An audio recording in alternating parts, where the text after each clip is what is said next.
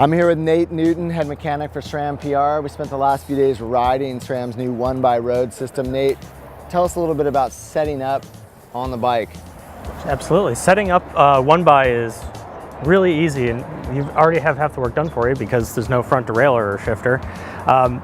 And if you know how to set up a SRAM rear derailleur, you're most of the way there. There are just a few considerations to take in mind. So we've got a bike here with the new 1042 cassette and the new Rival 1 group. We'll get a chain on and get it adjusted. So we've already got a rear derailleur mounted. We already have a crank mounted, so now we're just sizing a chain. This will be familiar to anyone running 1x mountain bike groups from SRAM.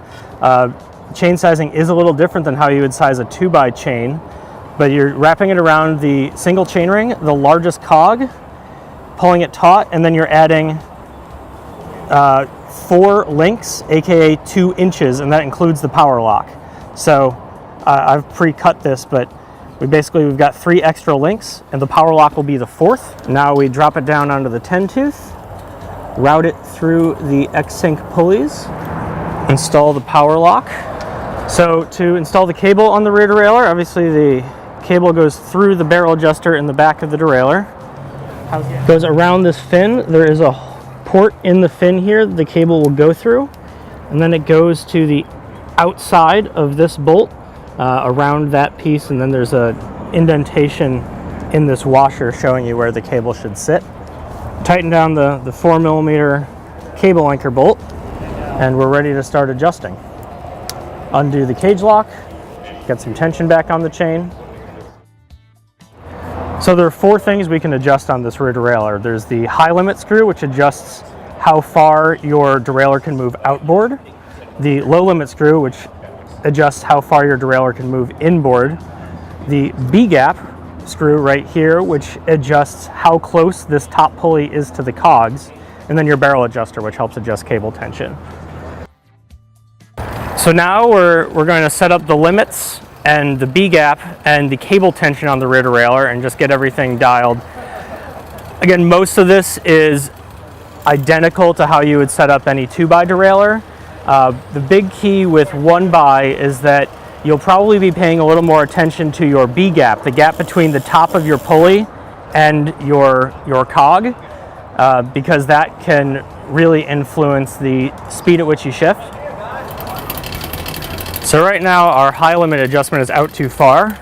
You can tell because the pulley's way too far outboard, you're getting a lot of drivetrain noise here. So if we turn the high limit clockwise, once we hit the right point, the drivetrain quiets up. We just want to make sure that the center of the top pulley is in line with the outside face of that 10-tooth cog, not with the center of the cog, but with the outside face. If your limit is too far out, not only will you get some noise, but when you try to shift up to the next largest cog, you're not going to get there because the pulley has so far to go. With the proper cable tension, your pulleys in these gears should be lining up directly under the cogs. If your cable tension is too high, the chain will start hitting the next cog up, and so you'll just want to back off the barrel adjuster so that stops happening. As we're going up the cassette, we're also taking a look at the top pulley, and this is something that is unique to 1x. We want to make sure that the position of the top pulley is ready to move to the next largest cog and won't come in contact with it. And that's what the B-gap adjust is for. So from where we started, we probably want to dial it out a little bit.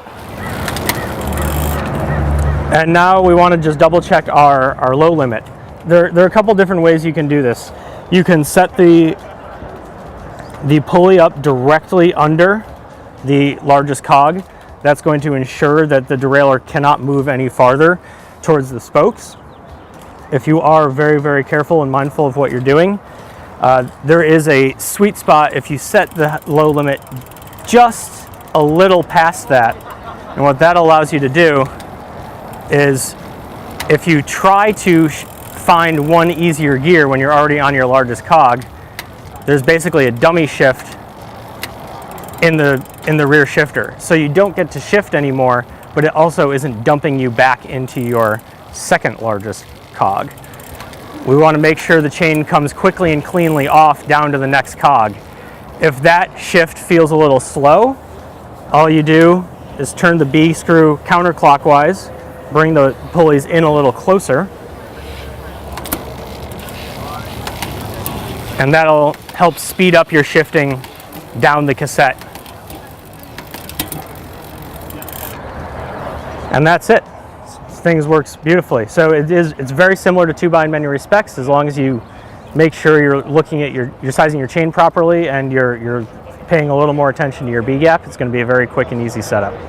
For more GCN mechanical videos, click up here. For more from my trip out to California for SRAM's 1-by launch, click down there. And to subscribe to GCN, click on Jeremy.